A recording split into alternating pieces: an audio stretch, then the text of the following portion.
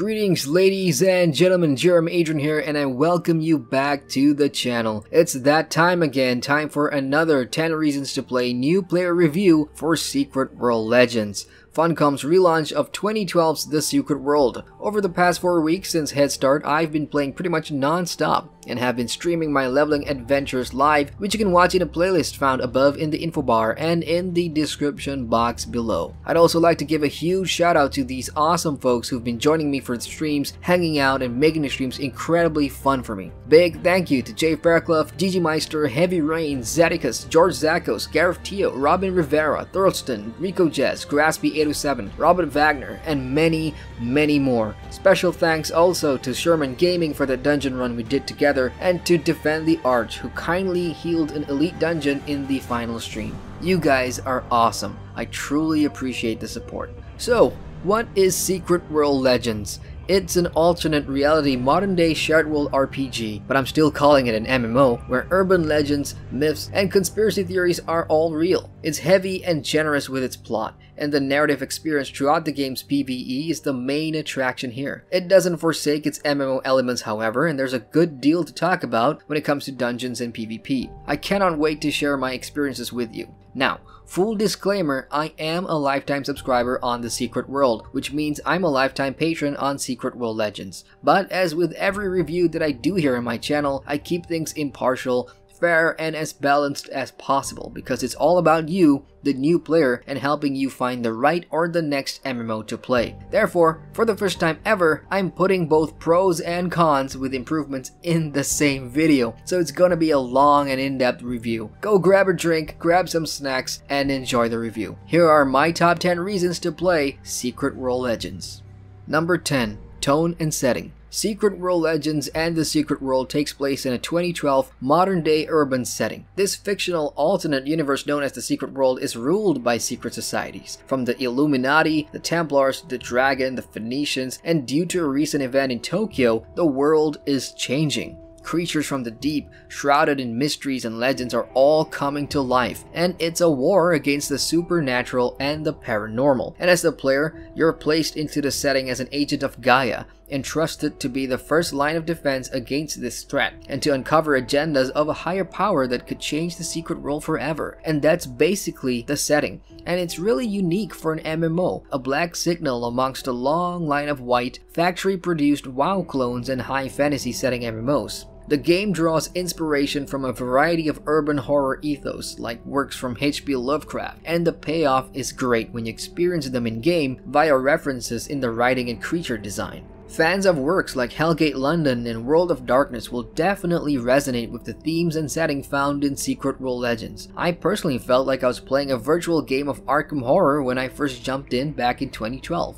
What makes it work is the tone of the game. It's dark, mature, and a lot of the writing fuses pop culture and relates them with what's happening in the secret world, and it all clicks. Well, at least for me it did. But the real magic is in the game's atmosphere that captures the feel of the setting brilliantly. Map designs are great, especially how they reflect what's happening in the surrounding environment, and you will feel the isolation due to the intentional limit placed on the amount of players each layer of a map can have. That means you won't see a whole bunch of heroes running around to ruin the immersion for you. That does change when world boss events come around, but the overall atmosphere is permanent and it's glorious. Number 9. Reworked combat system. When Funcom announced that it was relaunching The Secret World as Legends, the combat system was a key area that they wanted to improve to provide a better experience in-game for players both new and old. Legends combat no longer uses tap targeting, and instead uses a reticle system akin to those found in modern-day action MMOs. As a new player, your first foray with the combat system starts during the intro tutorial. After selecting a starter class, you'll receive your first weapon, and the first couple of skills will be added to your skill bar.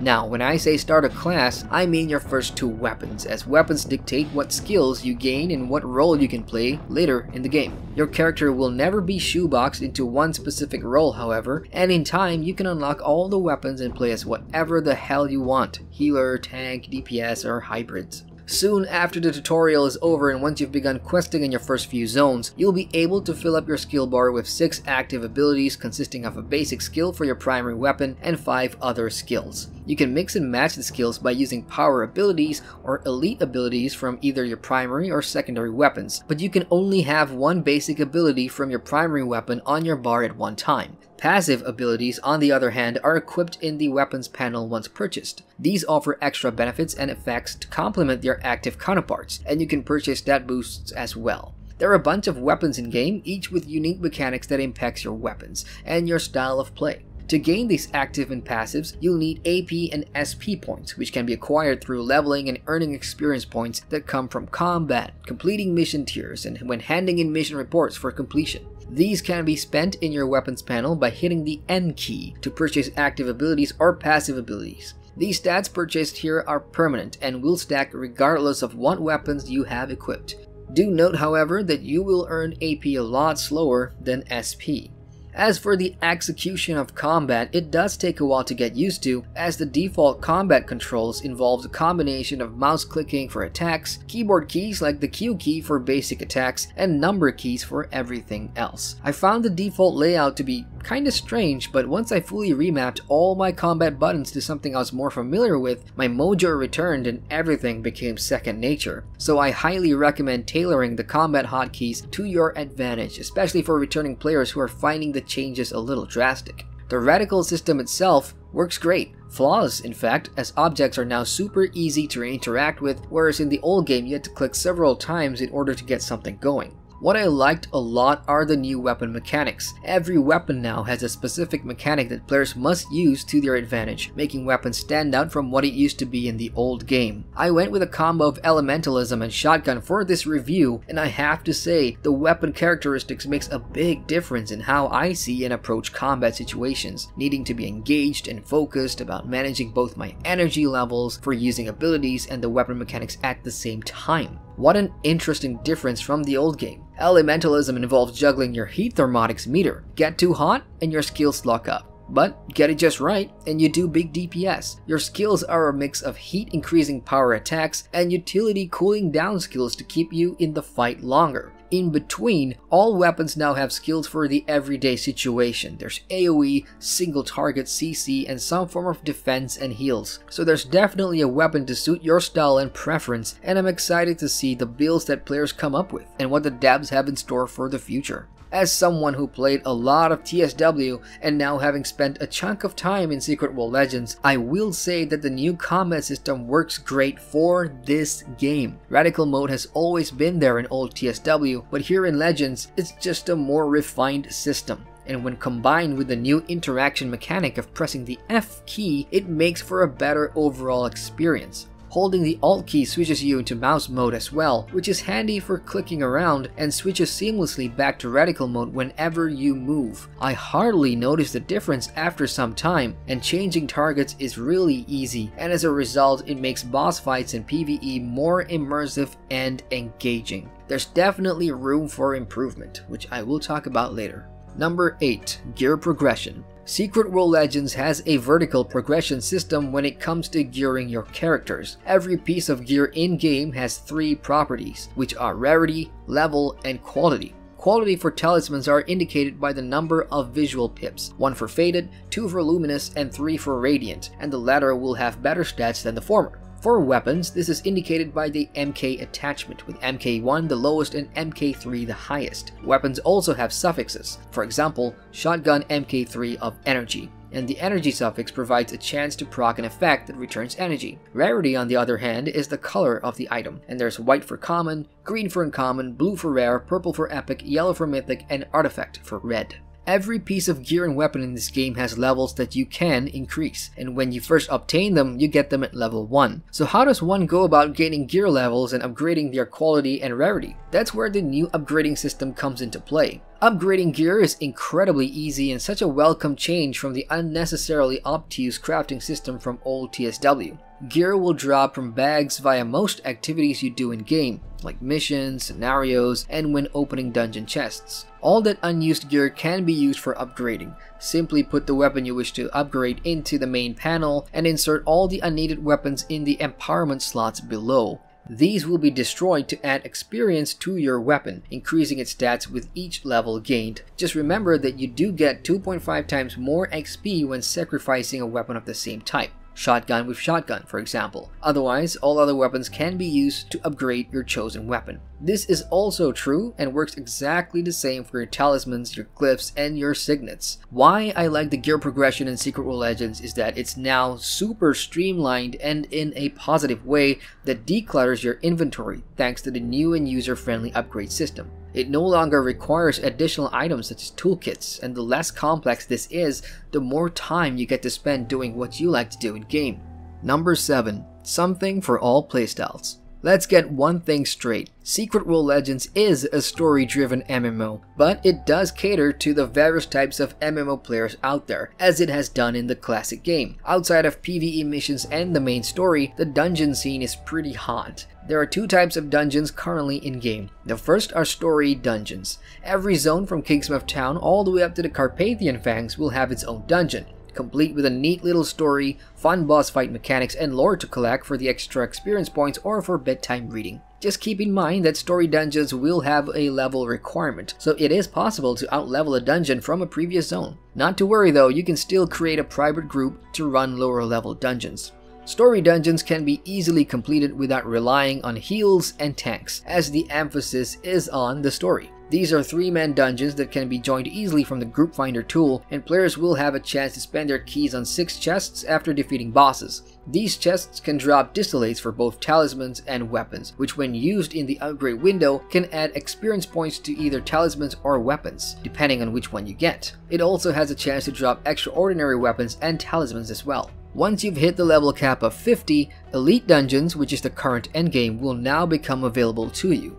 These are a step up in difficulty all round, and there are 10 different difficulty tiers for all the dungeons to take on. Elites will require a full 5-man group and will rely on having a tank and healer. The benefits of running elites are for the better quality distillates that drop from chests, as well as a chance to spawn a rare boss that drops additional loot. After Elite 1, getting into Elite 2 and beyond will require your item power to be at a certain level as well, but this can be achieved by upgrading your weapons, talismans, glyphs, and signets over time.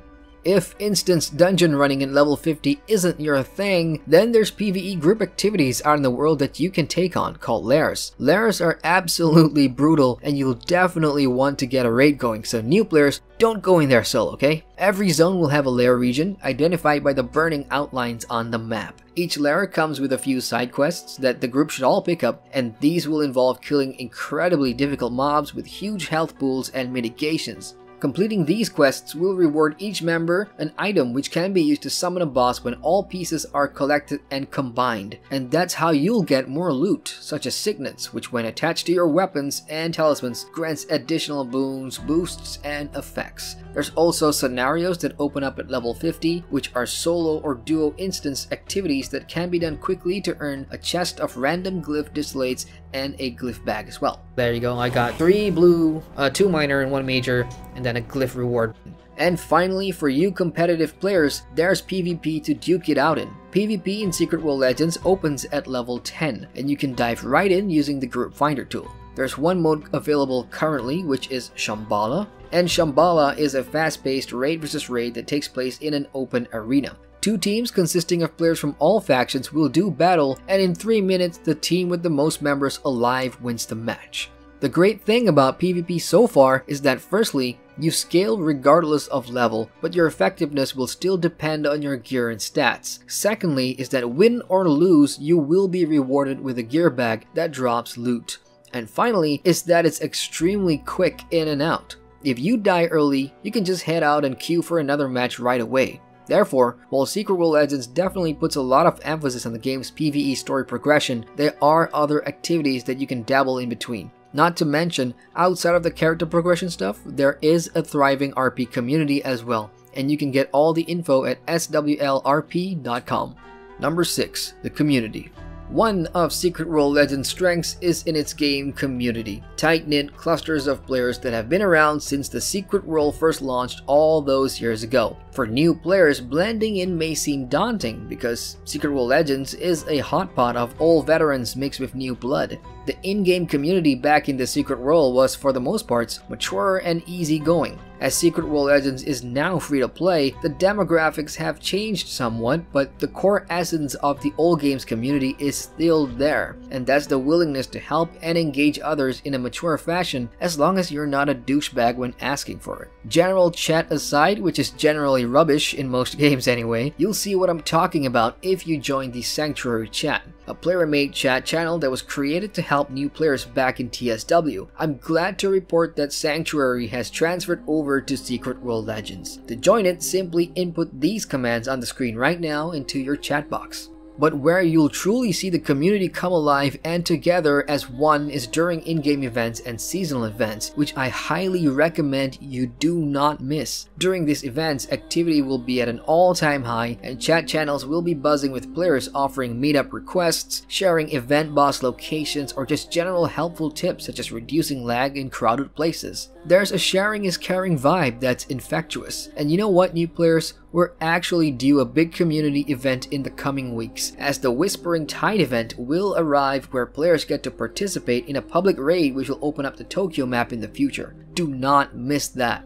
Outside of the game, players themselves play a large part in fostering the game's community. The role-playing community is incredibly active and welcoming, having a large Twitter presence supported with websites and in-game events. There's even Radio Free Gaia, a radio station with player DJs that stream music, accept music requests in-game, all while partying somewhere in London or Agartha. It's a good time. There's dedicated info runners as well, players who spend hours of their own time to create websites such as TSWDB, which is now relaunching for the new game, and contains huge databases of information and guides on all the missions in Secret World Legends that will undoubtedly prove helpful to you new players should you ever need it.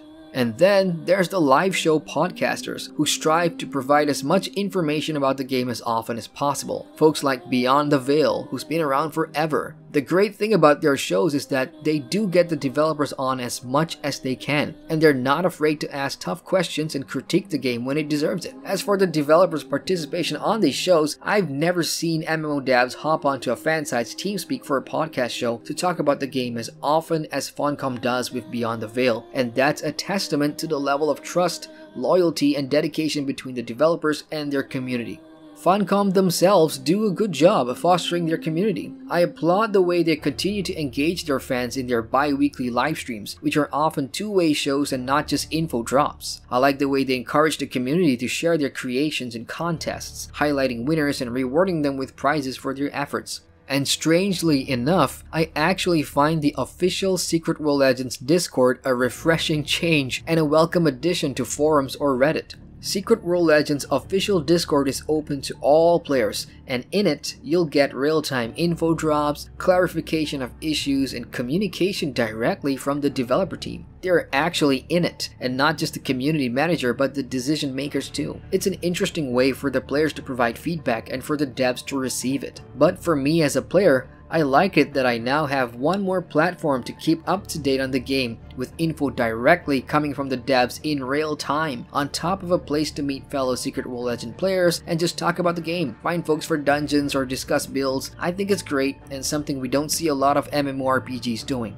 Number 5. The developers. Whatever you might have heard about Funcom in the past, as a new player, all you need to know is that this current team that's overseeing Secret World Legends, they give a damn about Secret World Legends. And if they didn't care about the IP, we wouldn't be here talking about Secret World Legends. From what I've seen over the years and recently, this Secret World team loves this IP, and they believe in it and care for it deeply, doing whatever it takes to keep it alive and continue to tell this one-of-a-kind story. Actions do speak louder than words, and since the head start, these developers listen and listen well. For example, barely a week since the game went live, a storm of negative posts, constructive criticism, and feedback started emerging on Reddit and other places. During the very next stream, all feedback was acknowledged by the developers with the announcement and information on how they planned to rectify the issues. To do that in a public setting on stream with a live audience consisting of players and potential players is a step in the right direction. More devs should adopt that level of transparency, which traditionally, let's be honest here, was never one of Funcom's strengths.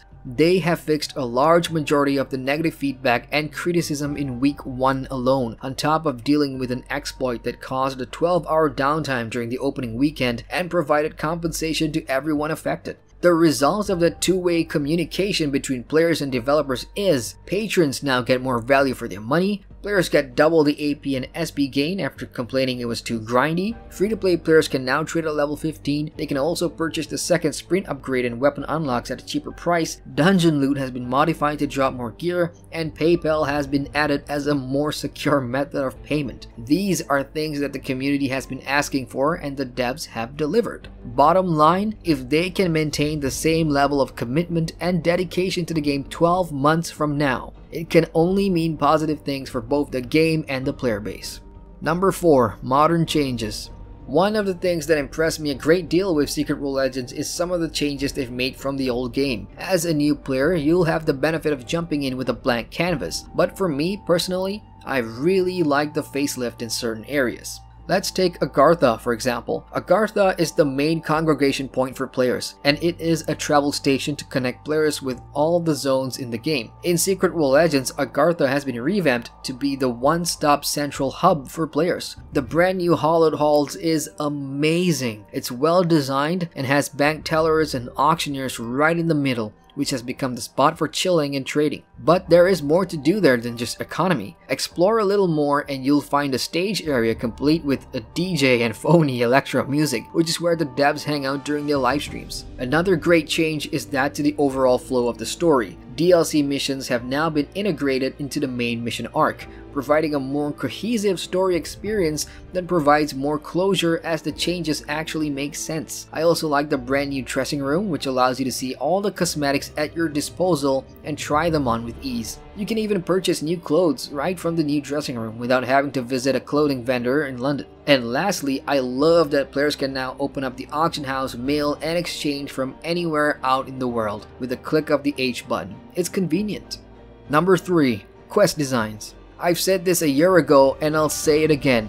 The Secret World and Secret Role Legends has some of the best quest designs I've seen in any MMORPG. For new players, it will be refreshing and will take some time to get used to. So let's break it down. Questing, aka missions in Secret Role Legends, is the meat and potatoes of the game. It's where players will get to experience snippets of a larger zone story, perform activities from the usual killing and fetching to more interesting detective fieldwork such as solving puzzles, clue hunting, and decoding. Like other MMOs, you'll gain experience points, loot bags, and currency for doing them. There are 4 types of missions in Secret Role Legends. The first is story missions, identified by the blue icon at the top of your mission tracker on the right side of your screen. This is the main story arc that will lead you through the entire game's narrative, from first minute all the way up to level 50. This quest chain will move you from zone to zone, and there's no way to abandon it as it will always be active on your tracker. Up next are main missions, which are split into 3 subcategories. They are action, sabotage, and my favorite, investigation missions. All 3 will have a certain amount of tiers to complete, each with cohesive objectives that are layers towards solving an overarching mission objective. The first, action mission, is red in color and usually involves a lot of combat. The second, sabotage missions, are gold in color and most will require you to employ sneak tactics and subtlety rather than going in all guns blazing. Expect to dodge around security cameras, laser grids, booby traps, you get the idea. And then there's investigation missions, identified by its green color. Investigation missions are a unique questing experience only found in this MMO, and I guarantee you it's unlike anything you've ever done before. These missions will require you to think outside the box and put on your inner Sherlock to solve things like murder mysteries, ancient puzzles, and decoding Morse code, and a lot more. These will be hard to do, and I like that it's challenging. And should you hit a roadblock, sure, you can look for the answers using the in-game browser, your own browser, or ask for hints in the Mission Hints chat channel. But it will feel so rewarding to complete one on your own or with some friends, guaranteed. It's important to note that only one main mission can be active at one time. That means you can't pick up 2 action missions or an action mission and a sabotage mission at the same time. You have to complete what you've got on your mission tracker first. This is probably the biggest questing change that new players will feel when coming from other MMOs, being not able to grab a bunch of quests and just bulldoze your way through the content. But what that does is it slows things down. The pace is just right for you to experience the story, beginning with the mission's fully voiced 1 to 2 minute intro cutscenes when you pick it up that explains the situation. This, in my experience, gives the questing so much more meaning as you are fully aware of what you're doing and, more importantly, why you're doing it. Thirdly, are dungeon missions. These will be in purple and the objectives are usually pretty straightforward, which is just complete the dungeon and kill the boss. What's important when picking up these quests from NPCs or anywhere out in the world will be the story context, so pay attention to that to give your dungeon run some flavor. And finally, there are side missions, which have a darker shade of green and are littered throughout all the zones. You can pick up to 3 side missions at once, and these are quick and easy objectives with minimal tiers that can be done without too much hassle. Besides the main story mission, all main, dungeon, and side missions are repeatable, provided the timer is off cooldown. Number 2. Free to play. One of the best reasons you'll ever need to play Secret World Legends is that it is completely free to play. But what exactly will free players get, and are they missing out? First and foremost, free players and everyone else for that matter are getting arguably the best part of the game for free forever, and that is the story content. All story content, including previously paid DLCs from the old game, is now integrated into Secret World Legends with no charge. You'll be able to play through the entire game without spending a single cent. There isn't a paywall for gear either, so you'll still be able to earn and work towards getting your gear to the highest rarity, so anything paid players can gain faster by paying, free players can earn as well, albeit slower with more effort, as is the way with things in free-to-play MMOs. But from what I've seen and experienced from also playing with a free account, is that it won't deter your progression whatsoever, as the content progression in Secret World Legends is more linear and forgiving to free newbies. At no point in the game will you feel that your gear or lack of gear progression will hinder your enjoyment of the story, which in my eyes is the main attraction of the game. As a free player, you'll also have access to basic features such as mail and trading, the latter unlocked at level 15. You'll also get to use the exchange, where you can spend your marks of favor, which is earned daily through challenges, to buy Aurum, the premium currency. And that's how the game provides you with a fair shot of getting Aurum to purchase premium convenience, such as unlocking more bank space, buying posh cosmetics or items to upgrade your gear and weapon rarity. Elsewhere, if you want to gain more AP and SP, then you'd have to become a patron to take advantage of the double gains. You can also buy AP and SP points a la carte with real money, and that will make your character have some pretty good weapon skills and stats early on. But really, there isn't a reason to, as the base story content is easy to overcome regardless if you're a free player or a paying player. You'll need Aurum to buy cache keys to open them as well, but that's easy enough if you diligently do your daily challenges and trade marks of favor for Aurum on the exchange. And while we're at it, let's talk about the pay-to-win claims floating around out there. Is Secret World Legends pay-to-win? I get slightly annoyed when people throw the word around in various different MMOs without understanding the definition of pay-to-win. In this particular case, what the fuck is there to win? A trophy with Igor written on it? Seriously though, players who pay for Patreon or buy Aurum with money are paying for the convenience of progressing faster, via items in the upgrade panel or through opening caches with cache keys that drop excellent distillates and some weapons that they'd still have to pour crazy amounts of anima shards into anyway. Getting the best gear is going to be quite the long journey for both free players and paying players. You cannot get the best in-slot gear with only real money purchase, so it is not pay to win. Number 1. Timeless storytelling. When it comes to story-driven MMOs, there is a count on one hand list of games that I would recommend to players, and the Secret World and Secret World Legends is on that list. When you begin your adventure here, you'll be experiencing an engaging and immersive story right from the get-go. I'm not gonna spoil it for you, no, not even a summary, because I rate it highly, so you're going to have to jump in and experience it for yourselves. Hey, it's free anyway. The entire main story arc and subsequent zone missions given by a host of memorable characters are expertly written and immaculately delivered. The writing is clever, it's current, and as outlandish as the setting is, it's remarkably believable and can be emotional. MMO main stories get full marks from me when it successfully makes me feel and react to the narrative. narrative, and Secret World Legends delivers. It's also enhanced by the voice acting and cutscenes. NPCs deliver their lines with conviction, making you hang on to every word, for they could offer more context or clue for the mission, or even both. And that keeps me coming back for more, craving the next chapter, and the next, and the next. It's like reading a good book in a series of books, or coming back every season to watch your favorite TV show. The best analogy I can think of to describe Secret World Legends narrative is to compare it to Marvel. If other AAA theme park MMOs with excellent storytelling is the Marvel Cinematic Universe, then Secret World Legends is the gritty and raw Marvel TV shows on Netflix. I personally never want it to end and will keep coming back for more. With the Tokyo story coming very soon, new players, you're going to be getting excellent stories back to back.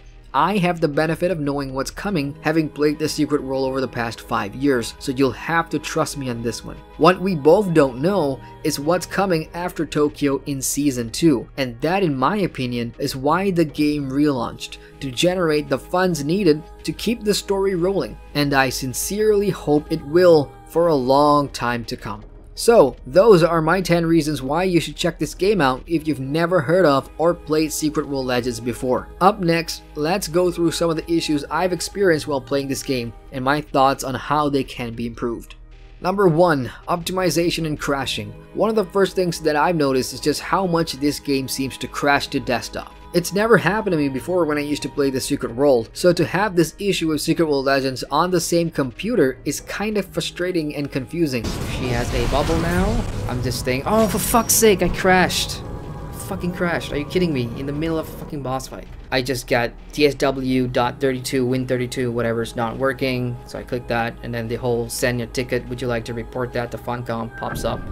Just bloody frustrating, man. My main concern here is that there isn't any official troubleshooting on Funcom's side to offer players some advice or insight as to why this is happening, so I'm still clueless. Is this an optimization issue for 64-bit PCs or not? And I've had to rely on tips from the community, which can be a hit or miss, to reduce the crashes. I'd like to see Funcom provide some sort of a technical update or fix for players with this issue because it's fairly common for a lot of folks.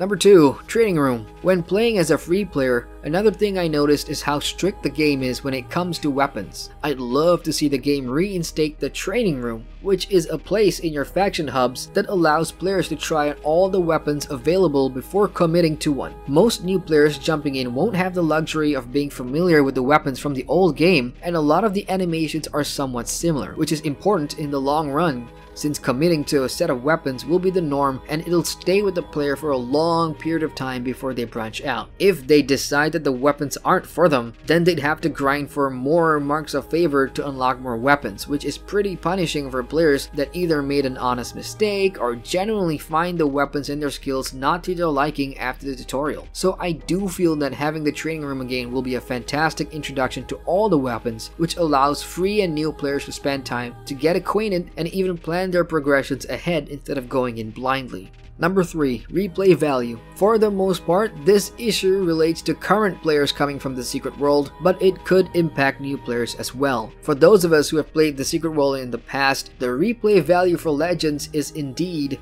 pretty low. Everything the base game offers now is something we've done multiple times over back on the Secret World. The main missions, all the zone missions, the dungeons, and there's a real risk of burnout from one portion of the player base, even if it is now free. The problem lies with Funcom not adding any form of new content to the game with this relaunch, so we're basically playing the old stuff over new systems and mechanics, and while great, the content is still the same. It's promising that they've now released the content roadmap this early, so we at least know what's coming, and they will be reintroducing content that we've already completed in the classic game, such as Tokyo. The brand new content is what we're really craving, and that's the Dark Agartha in Season 2, which is supposed to be at the end of this year or at the start of the next. I really hope they meet those deadlines, or even surprise us with an early release if the launch proves to be a success, because new content is what's going to keep this game going. Number 4. Better feedback filter. This is something from personal observation, and I'd like to point out to the developers that not all feedback is good feedback. For example, A lot of folks weren't happy with how the game handles dungeon loot, especially in story dungeons. With how the lack of loot drops work on the landscape, many felt that getting a large percentage of distillates instead of weapons and gear in simple story dungeons wasn't satisfying and even disheartening. And I too agreed with the player base, having experienced it firsthand. Okay, here's the first dungeon chest. If I get anything other than a distillate, I will get a heart attack. Son of a gun, I got something other than a distillate. That's like the first time ever. I should say that more often. As a result, Funcom made the change to appease the players, and unfortunately, little did we know, distillates are super important to gear up our weapons and talismans later in the game, which at higher rarities is a long and expensive process that needs a lot of XP, and the best way to get them is, you guessed it, distillates. Because of how common trashy gear now drops, we get less distillates and the auction house is filled with, dungeon trash that we wanted in the first place. The gear gap is now widening after the change and progression is becoming slower. It's a mess, and I kinda wished we as players had a better understanding of the importance of distillates in the long run, and for Funcom to weigh decisions such as this that can have a pretty big impact on the game. But hey, I guess it's a case of damned if you do and damned if you don't. They can't please everyone, so I hope they find a balance to issues like these in the future. Number 5. Loot System. While I like the changes made to gear progression in the form of the upgrade system, a centralized set of currencies, and the decluttering of inventories, in its current state, I do feel that the loot and itemization system in Secret World Legends is a little underwhelming. See, killing landscape mobs drops absolutely nothing that MMO players are used to getting, and instead, they drop Agarthian caches, which are the RNG boxes, and there's a chance to get a collectible for the museum, which does nothing for the satisfaction of the general MMO player. And players do look for MMO experiences, and gaining loot from landscape mobs, no matter how insignificant or how trivial, is something we expect in our MMOs and sometimes look forward to. It makes players perk up that little more when something drops. Maybe a bag of anima shards dropping between 250 to 400 shards, maybe a distillate every now and then. Whatever it may be, I do hope that Funcom can take a look at this and figure out what they can include as drops beyond just Agarthian caches in the future. And that's all I've got, folks. This has been a long one.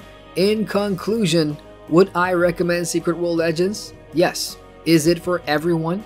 That depends. You decide based on your preferences when it comes to MMOs, and my job is to highlight what the game does well and what it doesn't. Secret World Legends and its urban, modern-day horror setting and gameplay is a niche, and with the Steam launch fast approaching, it's worth a look should you ever tire of running errands for elves, dwarves, and orcs. It's a unique story-driven experience that deserves its existence in today's MMORPG market. And sure, it has issues too, but it's still early days for this relaunched game, and count on me being there to keep you updated on what's happening in this secret world. And that wraps up my 10 reasons to play Secret World Legends new player review.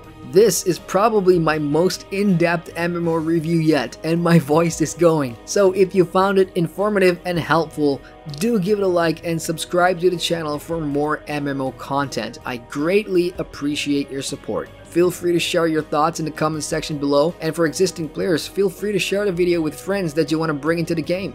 So keep on gaming, folks. Once again, my name is GRM Adrian, and I thank you for watching. Hey, the cavalry. Come, I show you. If you want to subscribe to this channel, click the button in the middle. If you want to watch more videos, click the cards on the left and on the right. Yippee-ki-yay, motherfucker!